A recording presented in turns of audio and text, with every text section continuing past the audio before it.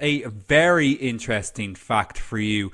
The very first colour photograph was made by the three-colour method, which was theorised by James Clerk Maxwell in 1885, but it wasn't until 1861 that it was taken and created by Thomas Sutton. And the subject is this coloured ribbon, which is usually described as a tartan ribbon. Now, Thomas Sutton is a very interesting character in himself because he also went on then to create the world's first SLR camera as well. A huge advancement in photography technology. So the very first colour photograph all the way in 1861, but of course it wasn't until the mid 20th century really that colour photography became very, very popular. So I hope you found that as interesting as I do. It is very important. This is where we begin to take control over our photography.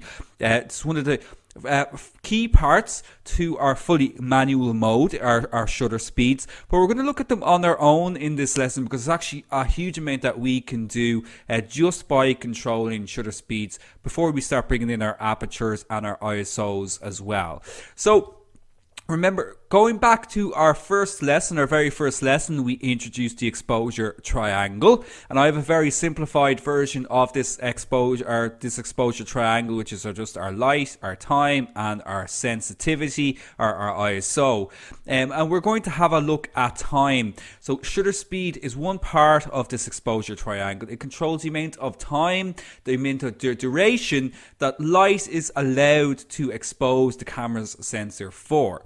So we're all about time in this lesson, and indeed of course we'll be having a look at light, which is our apertures, in the next lesson, and then in the final lesson we'll be talking all about sensitivity and ISO. But focusing on shutter speed. So if you have an old SLR camera from the 70s or the 80s, you may be familiar with this. This is our shutter speed dial. So shutter speeds, basically they will allow us to set the amount of time that the shutter opens and closes for. So the shutter is like a little curtain that sits just in front of our film or our camera's image sensor that moves out of the way to allow light to pass through it to expose a scene. But we can choose for how long that remains open. We can set a fast shutter speed or a slow shutter speed. If we need more light, we tend to set a slower shutter speed to allow more light, a longer period of time to allow more light to reach the camera's imaging sensor. If we need less light, we set a faster shutter speed so that less light, the light has less time to reach the camera's imaging sensor. Now, we typically deal with fractions of a second when we're talking about shutter speeds. So a key thing to understand here is that the bigger the number, that doesn't mean the slower the shutter speed. So here we've got 1,000th of a second, okay, a 500th of a second, 250th of a second.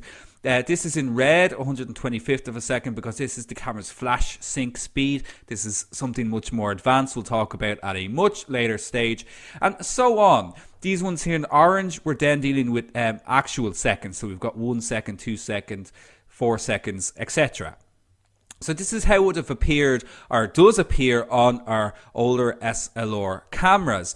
On modern DSLRs, we tend to find it on our camera's LCD screens. You can see it here. It's just 320. That's 320th of a second. What you'll also find on modern DSLRs is that they actually have far more shutter speeds available to them than compared to our film SLRs. But you'll find it on your camera's LCD, whether it's on the top one, if you have one on the back, or you'll definitely see it through your camera's viewfinder or electronic viewfinder as well. It's very, very important to identify where they're located on your camera because you're going to be using them an awful lot. So if you're not sure, do be sure to check out your camera's user manual, and you'll definitely find a section on shutter speeds and where to locate them. So if we think back to lesson number 2, when we had a look at how our DSLR works. So in that lesson, we saw that light enters our lens. We press our exposure button to allow the mirror to move out of the way and for the light to reach our camera's imaging sensor. Now, that's not the full truth of what actually happens when we press our exposure button. And Located just behind the mirror and just in front of our camera's imaging sensor is what's known as the shutter curtain. The shutter curtain. And when we press our exposure button, the mirror moves up out of the way, but also the shutter curtain will also open to allow light to pass through simultaneously. So when we press our shutter button in our DSLR, the mirror moves up, but our shutter curtain opens at the exact same time to allow light to pass through to reach our camera's imaging sensor. So that's actually what's happening when we press our exposure button in a DSLR. Now, if we're using a mirrorless camera, or if we're using our phones or anything like that that doesn't happen to have a mirror inside it, basically when we press the shutter button, the shutter curtain simply moves out of the way to allow light to pass through to be recorded onto the image sensor.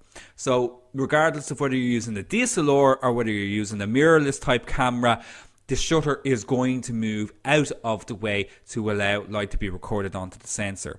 Now, some cameras don't even have that shutter curtain.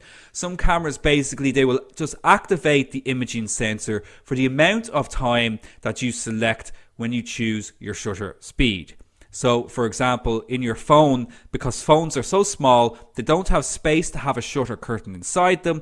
So basically, when you record your photograph, when you press the button to take your picture, the image sensor activates to capture that light for the amount of time that you have either selected or that the camera decides is needed for the scene.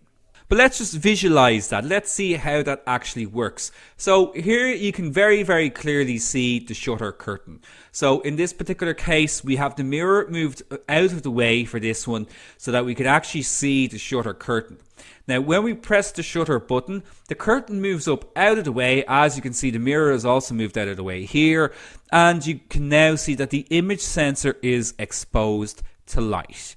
Okay, so it's just as simple as that.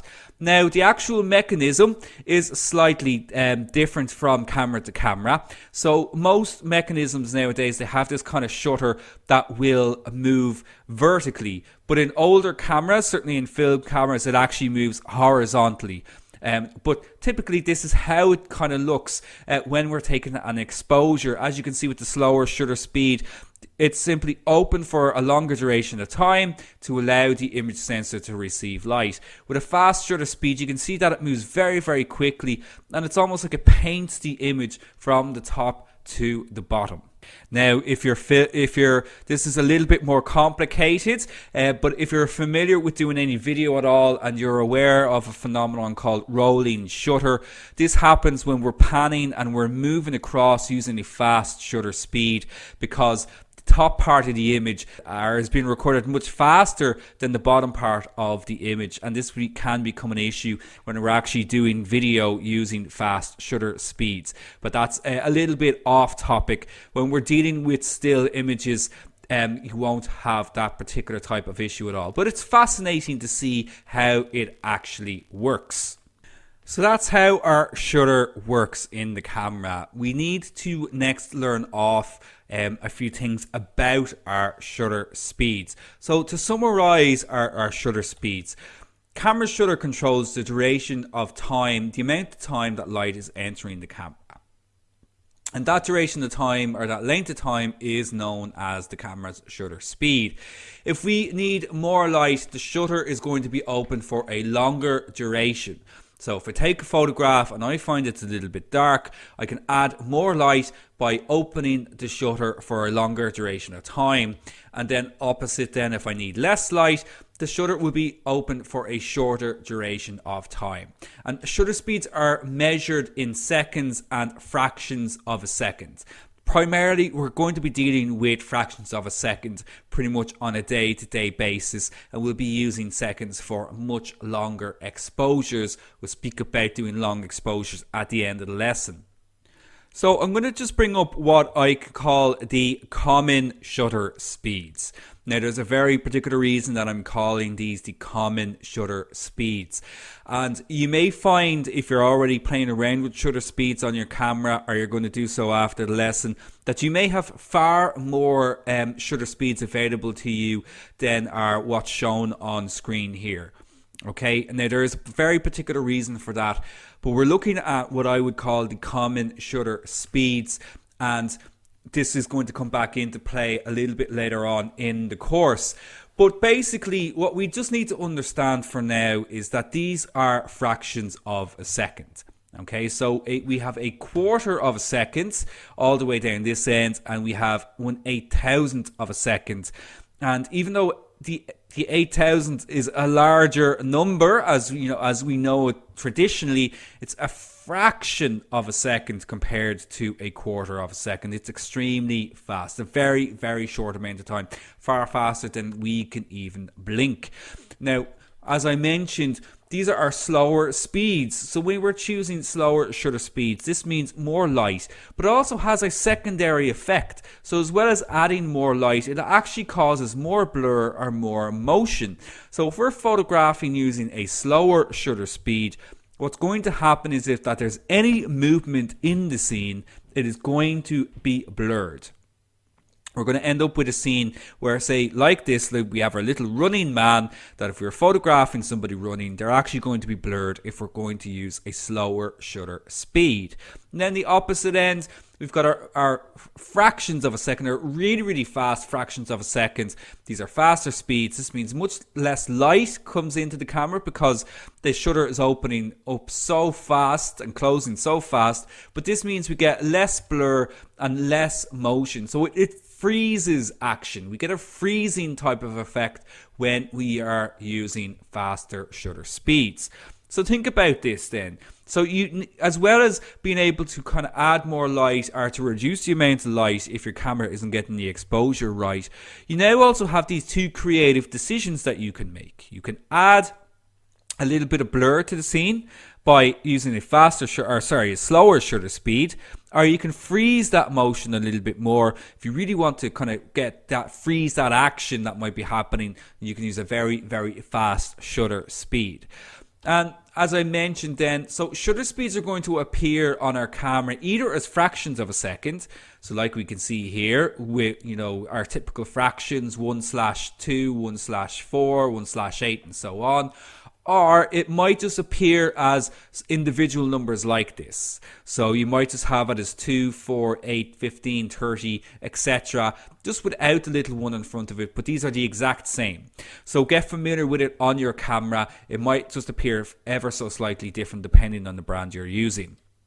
Seconds are differentiated from our fractions of a second by two little inverted commas. So you will find these little inverted commas when you move into the seconds. And this is really, really important because, you don't want to set your camera to what you think is a 30th of a second when actually it's 30 seconds. Because there is a significant difference there, so you need to be very aware of this. So again, get familiar with how they appear on your camera, but seconds pretty much universally are displayed on any camera with the two little inverted commas there beside it to indicate that you're now working in seconds rather than fractions of a second.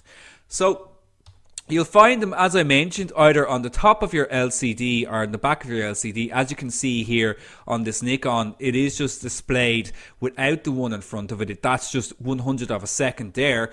But on the Canon then, you can see that it's 1/ in this case 4,000th of a second.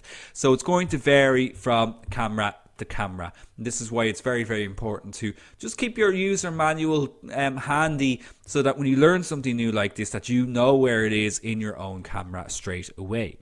Now, there is a lot of numbers there, so don't worry if you feel like, I'm not going to remember all of those numbers when it comes to using shutter speeds. First of all, it's a case of practice. The more you practice with them, the more you are just going to become naturally familiar with them. But the thing is to remember that, if you're dealing with these very high numbers, that means you're using a very, very fast shutter speed. You're dealing with these lower numbers. This means you're going to get slower shutter speed and you get more blur in the scene. So let's have a look at how we can control shutter speed. And this is an example of a photograph with a very, very fast shutter speed, because we can see here that all those individual droplets of water have been frozen here. So that's when you would use a really fast shutter speed to get a really great action type shot like this. But I recommend that, to get used to using shutter speeds, that we should be switching the dial to shutter priority. So if we think back to lesson number 2, when we had a look at our camera's functions and features, I spoke about shutter priority, and this is a semi-automatic mode. So sometimes it appears as TV, which is time value, but this allows us to set the shutter speed. So we can start setting the shutter speed using this, and it's great because the camera will actually just control the rest of the exposure. So we don't need to worry about any other settings. This means it's a great way to practice with different shutter speeds. So this is something that you can do after the lesson. You could do something as simple as, turn on a tap and run the water, or just do something kind of like that, something responsible, instead of wasting water. If you have a fountain or something, if there's a local fountain or something to photograph, this might be a much better option. But basically, you could test something like that with fast and slow shutter speeds to see the different effects that you get. Because controlling shutter speed, as I mentioned, it allows you to freeze motion or to blur motion. So it can be frozen or it can be blurred depending on the shutter speed that you use. So it's a great option to experiment with shutter speeds. But ultimately, our control is still limited, because while we have the creative decision now over whether or not we want to freeze or blur motion, we still don't have some other creative decisions that we'll be exploring in later lessons. So you can control the shutter speed when you've got it set to your S mode by using either the adjustment dial on the front of the camera, or you may find it on the back of the camera as well. Again, it's going to change depending on the type of camera that you are using, but there will be a dial somewhere on the camera that you can use to increase and decrease that shutter speed. Now, it is also possible to set our shutter speed manually, and this is by using an option called bulb mode. So our shutter speeds are going to be limited up to a point. Generally, cameras won't go beyond 30 seconds. So the slowest shutter speed that you'll be able to set is typically up to 30 seconds. If we need to go any slower than this, we can choose our bulb setting. So this might just be in the menu. It may also actually be just an option on your camera's dial. But this will allow you to set the shutter speed for as long as you like. The shutter basically remains open for as long as the exposure button is pressed. So you'd be using this for very long exposures, like say for example you want to try and capture some star trails, you'd be looking at using bulb mode. If you want to do very long exposure photography to capture some light trails, or perhaps you want to do a little bit of light painting, you would be using the bulb mode. So you can basically set the amount of time manually when you're using this mode. And this is often then used in conjunction with either a cable or a wireless release. So you can imagine if you're trying to press the exposure button to stay open for about 2 or 3 minutes at a time, you can't just stand there with your finger on the exposure button. That's just not going to work. So a cable release will connect to the camera, which will allow you to press the exposure button, but you can then lock it into place. So it'll actually lock the shutter button open for as long as you like, and you just simply unlock it then when you're finished. Or you can also use what's called a wireless remote, which is the exact same thing. The handy thing with a wireless remote is that you could do it from a distance, which means that if you wanted to be in the photograph, you could actually be in the photograph by using a wireless remote. But it'll allow you to lock that exposure in place for as long as you like when using the bulb mode, so that you can do very long exposures and just simply unlock it when you are finished. So if you're ever wondering how that works, well, that's exactly how it works. Now, obviously, these cable and wireless remotes, they're not just used for bulb mode mode either. They are actually just really, really handy to have as well. You can pick them up online for your particular camera for very, very cheap. Now, if these aren't an option to you, there is also another option that we can use, not as effective, but we can also use what's called a delayed shutter release. So you'll often see it called a self-timer depending on the type of camera that you're using. This is available on every single camera. Even your old film SLRs will definitely have this option. Basically, it's just a short delay before the camera actually takes the exposure. And this is going to be really important when we're doing long exposures, because if you're doing a long exposure, you press the shutter button, it can actually cause camera shake, which is going to ruin the entire exposure. So by using a delayed shutter release, I can set it, for example, to 2 seconds. I press my shutter button and it'll take 2 seconds before it actually takes the photograph, meaning there's no risk of me introducing camera shake into the scene by pressing the exposure button. But always remember to switch it off when you're done, because the next time you take a photograph, you're going to be like, well, why hasn't it taken the shot? And then suddenly it fires after 2 seconds. Just a handy tip as well, this is also incredibly useful to use with your smartphones. I find, and I think I mentioned this before, but if you're, say, at a concert and you're taking photographs, you know, instead of trying to stretch up and take a photograph of the band while also trying to press the shutter button, the exposure button, if you actually use the delayed timer, it means it gives you enough time to press the exposure button and actually raise the phone above your head to get the shot. So there's lots of different uses that you can use this for. So now we know how to control shutter speeds. Let's have a look at why we want to control shutter speeds. So let's have a look at a photograph here. So here we've got a motorcyclist that has been captured going at a very fast speed. We've captured this photograph using 500 of a second. So we've captured this motorcyclist actually driving. Everything is relatively sharp in terms of movement, kind of perspective. There's not much blur happening in the photograph. Let's have a look at what happens if we were to use a slower shutter speed. So in this particular scene, we can see straight away that there is a big difference. We have a lot of blur happening in the photograph. So why is this happening?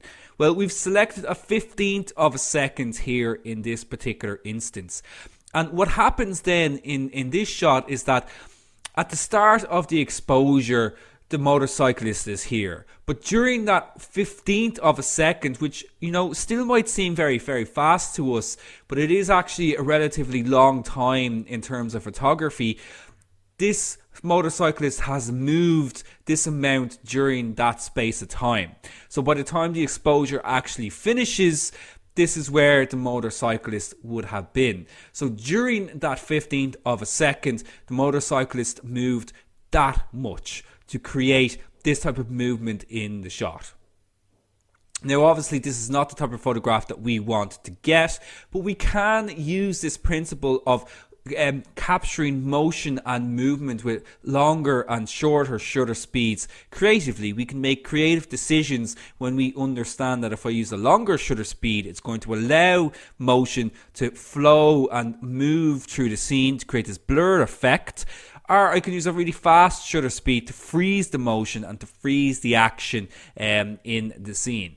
Let's have a look at an example of when we might do that. So here's a very, very popular way to use fast and slow shutter speeds, and that's to capture water, moving water.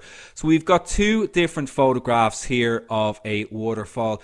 As you can see here, we've got one that everything looks nice and silky and smooth, and that's because we have used a slower shutter speed, in this case a 1/4 of a second, which again might still seem very, very fast to you, but is plenty of time to allow the water to move through the scene so that we get this lovely kind of silky, misty type of effect on the water, compared to this other shot here where we have taken it at a 2,000th of a second, very, very fast shutter speed, and we can almost see all the individual droplets here in the scene. So neither one of these photographs is better than the other. You may have a preference as to which one you like, but it's just two different approaches now that we can take when we're making decisions about how we want to capture a scene. Do we want to blur the scene? Do we want to blur that movement by using a slower shutter speed? Or do I want to freeze it and capture all those tiny little individual details by using a very fast shutter speed? So think about this. So how might you use your fast speeds? Well, you might use them for action in sports. This is a great place, probably the first place that comes to mind really when we talk about fast shutter speeds, is to achieve photographs like this. Very intense action. Lots going on. Again, you can see all the individual droplets here of water have been captured, so a very, very fast shutter speed would have been used in this particular case.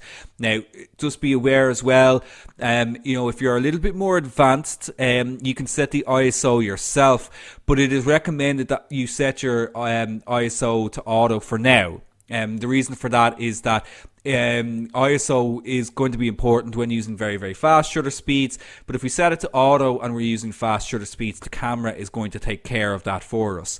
If you're already a little bit more advanced, just remember to use a higher ISO in this case to ensure that you can keep your shutter speeds nice and fast. So action is definitely one place to explore using fast shutter speeds, but you can also use it in, say, studio-like environments, or just think about how you might use it for your everyday photography, because shutter speeds will allow you to see things faster than we normally can see them.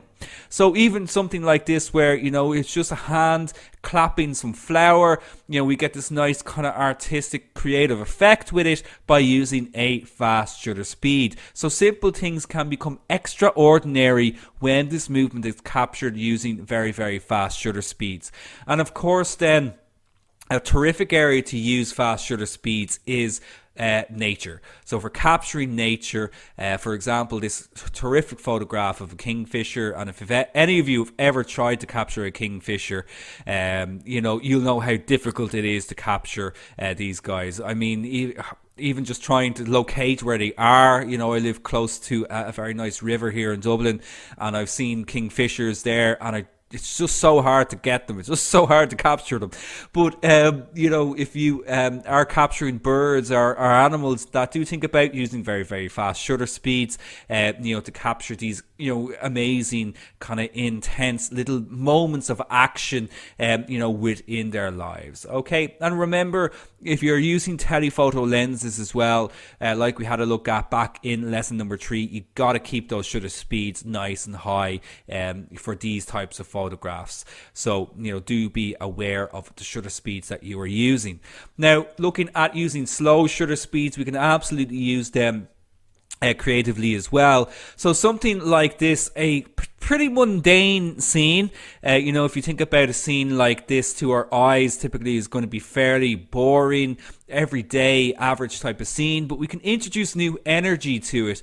We can make it much more visually interesting by using a slower shutter speed. So think about this. It conveys this kind of sense of busyness, this kind of fast-paced lifestyle that we kind of live. So if you think about going to your own local high street area, where all the shoppers are, you might take a photograph there using slower shutter speeds to get this kind of fast-paced action, of our kind of busy lives where everybody's kind of just moving around each other. So slow shutter speeds are great for making something that might look a little bit boring and a little bit mundane, and just making it look much more visually interesting. And of course, slow shutter speeds can also be used with sports as well. So, we don't always have to use very, very high shutter speeds when photographing sports. Like this is a great example of it here. We get this real tremendous sense of movement here in the shot. You get this real sense of this horse absolutely whizzing through this scene at a very, very high speed. And that's because of this blur here that we have in the background. So this is achieved by panning. We'll speak about how to do panning at the end of the lesson. But even using a shutter speed of a 30th of a second would be enough to create this type of photograph. So we don't have to go super slow with this. It doesn't have to be a slow speed of a second or 2 seconds or anything like that. But even just going to about a 30th of a second can just be slow enough to capture this type of blurred type of movement. And a very, very popular area to use slower shutter speeds is with landscape photography when photographing water. So slow shutter speeds are great to get the silky type of effect when photographing landscapes, when photographing along a shore and so on. Now for this you'll definitely need a tripod to get these slower types of shutter speeds, to get this nice silky effect. Doing this during the day is also going to be very difficult, so you want to try and do it either very early in the morning or later in the evening.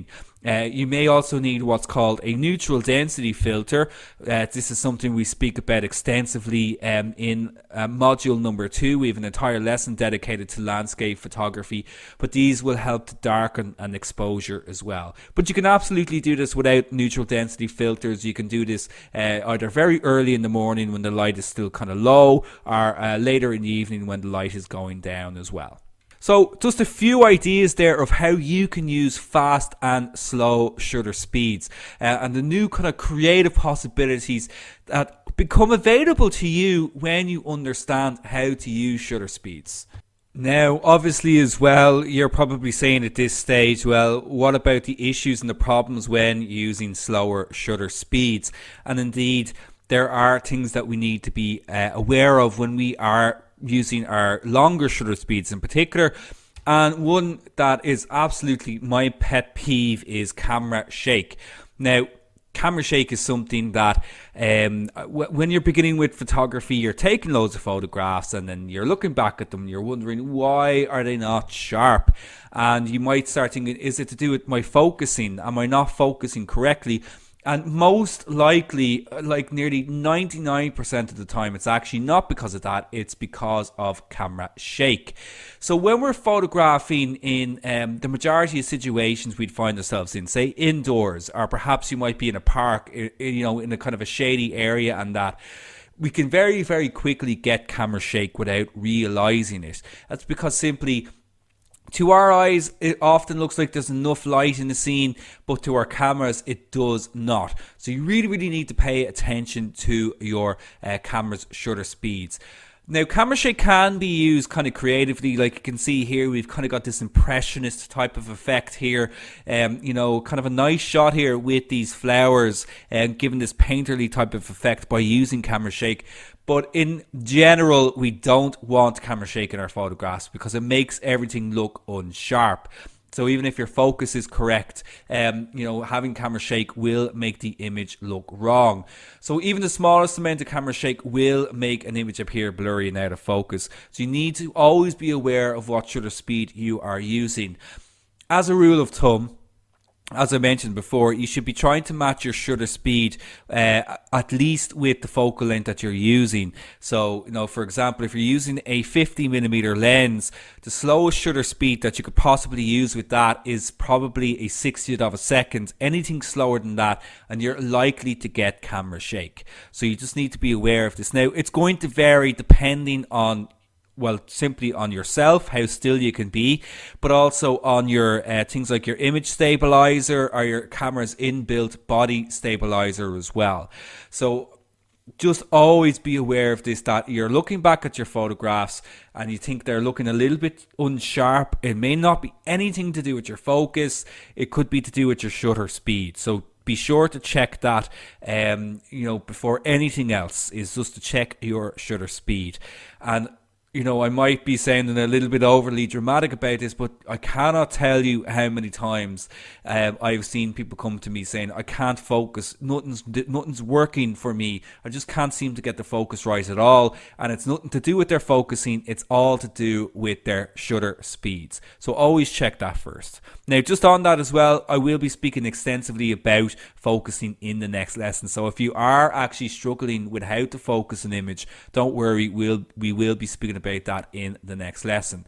But to finish off this lesson, just two very fun things that you can do with shutter speeds. So there's loads of things we can do with them, as we've seen, but this is probably one of the most satisfying types of photographs that you can do when you learn how to control shutter speeds, is long exposure photography and doing these kind of long exposure light trails. So how do we do this?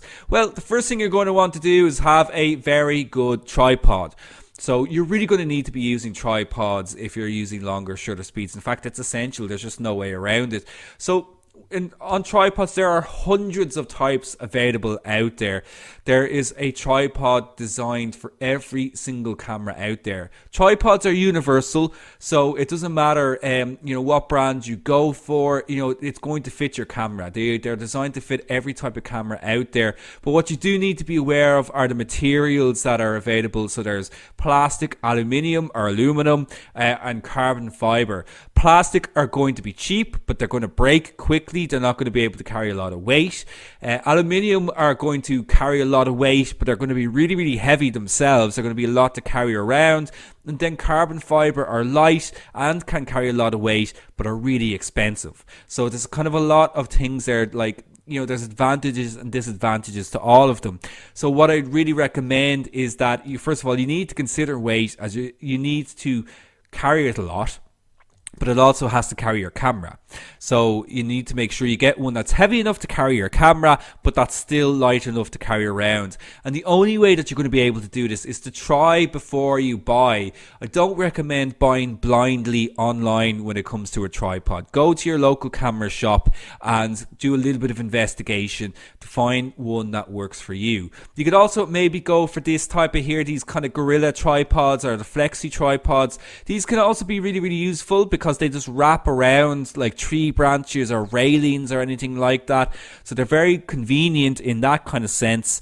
But realistically, if you were to ask me what is the best brand out there, well, it's Manfrotto, and I mean, they are unfortunately the most expensive out there, but really they're the name that's kind of synonymous with tripods. Now, that's not to say there's not other great brands out there at all, like Slicker, also another great brand that are out there, Benro, but if you're after the top, it's hard to argue against Manfrotto. So do get yourself a good tripod, or at least try to borrow one if possible.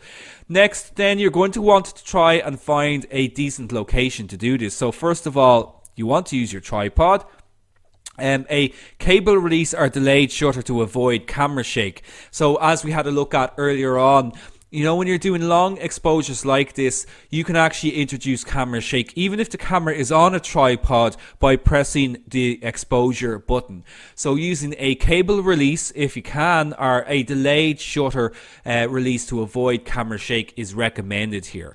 Select shutter priority or fully manual mode. So you can use shutter priority for this, or if you're a little bit more confident in your photography, you can use fully manual mode. But just remember, if you're using fully manual mode, you want to select a high aperture value to reduce the amount of light for a longer exposure. If you're using shutter priority, it's going to probably do this automatically anyway. But you can use manual mode, or if you're using fully manual mode, just use a high aperture number to reduce the light for a longer exposure. Again, you want to keep your ISO very low.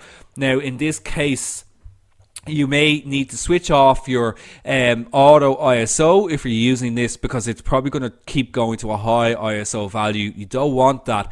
So in this case, you just need to set a low ISO. Don't worry if you don't understand ISOs too much at the moment. We will talk about them, but you can, for now, just set it to 100 or 200 when you're doing a long exposure, because it'll reduce the amount of light, meaning you get longer time for your exposure. Try out different second exposures. Don't just stick with one. Try 5 seconds, try 10 seconds, try 15, try 20, try 25, try 30. Try lots of different times to see different results, to find one that best works for you. And then you also want to choose a safe location and try to choose a time when traffic is flowing. Don't go out at, say, 6 p.m. when everyone's just at a standstill and nothing's moving and nothing is happening. You want to try maybe go a little bit later on, or maybe even just a little bit earlier than that, to get that flowing movement in the scene like this. And also just be safe as well. Don't ever put yourself in harm's way when doing this. So for example, say you're photographing traffic trams. If you're in a European city that has trams, like say Lisbon or Austria or Vienna, even in Dublin, the Lewis in Dublin, they make a great long exposure type of photograph. But obviously, you just want to put yourself in a position where you're not in any harm's way, or you're not putting anybody else in any kind of harm either. Always try to choose somewhere safe for you and everybody else around you as well. Something else that you can also try out, though, using longer shutter speeds, which is also really, really cool, is panning. So we had a look at this briefly earlier on with the image of our horse. So panning is basically when we're using a slightly slower shutter speed and we're matching the movement of the subject that we're photographing. So for example, here we've got a photograph of a runner. So what's happening here is that the photographer is moving the lens along at the same speed roughly as your moving subject. So you're following your subject along. But if we're using a slower shutter speed, so around a 60th of a second or a 30th of a second, these should be enough. We'll get this blurred background. Now, it also helps to use a tripod or a monopod to keep the shot steady while you're panning, while you're moving along with the subject, okay? But also sitting and crouching also helps to steady the shot at these shutter speeds. So if you haven't got a tripod available to you, you can still try this out by simply sitting or crouching just to steady your body even more. And try to choose an interesting background so you can actually see the movement. Don't just have a grey brick wall or something like that, but try to choose something nice and interesting here to really get this kind of sense of movement in the scene. And shutter priority is a very good option for this as well. So simply select shutter priority. Don't need to worry too much about your other settings in this case. It's more just making sure that you're kind of moving along roughly at the same speed that whatever subject it is that you're photographing, that you're panning along with them.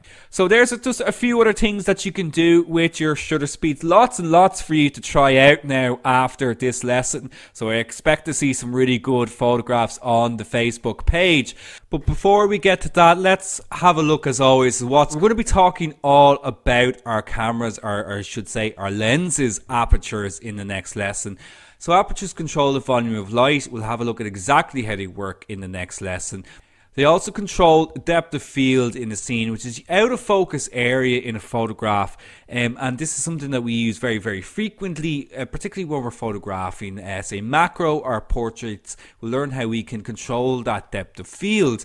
And finally then, as I mentioned, we'll also have a look at how to focus. And focusing can be tricky, but I'll have a look at some simple techniques that you can use that will make sure that, you'll get it right every single time. Now, before we wrap up this lesson, I want to talk to you about the bigger picture and the places that photography and education have taken me, and with the right help can take you. Education changed my life, and it can change yours as well. And this is my story. I want to give you a little bit of perspective in terms of where I came from, how I got to the stage with my photography, and how education was the key to unlocking my potential. Unlocked my potential. It opened up doors for me. However, there is a caveat to all of this. As great as education is, it is flawed. And let's be real, education is, first of all, very expensive. I had to save a lot to complete my studies, and many times I did feel like it was not worth it. And unfortunately, for many people all over the world, they either simply cannot afford it, or they go into crazy debt just to get themselves educated. These kind of stories we're all familiar with people paying off student loans for the majority of their lives.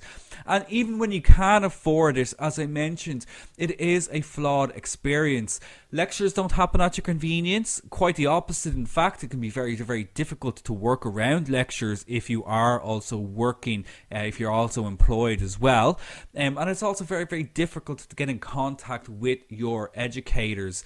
It's also a deeply time-consuming experience. Like during my master's, I had to travel to Belfast from Dublin, so that was 2 hours to and from college for only 1 day a week. And To me, that was the craziest part about it. I mean, even if there had been 2 days a week of studying, I could have done that master's in half the amount of time. So having been through the university experience, like many of you, while ultimately worthwhile, it is a deeply flawed and frustrating experience, and something now that at my age, if I decided to do it again, I don't think I would. It was just too expensive and too time consuming. But it doesn't have to be like this. Education doesn't have to be expensive and inflexible. And when I was studying, I really wish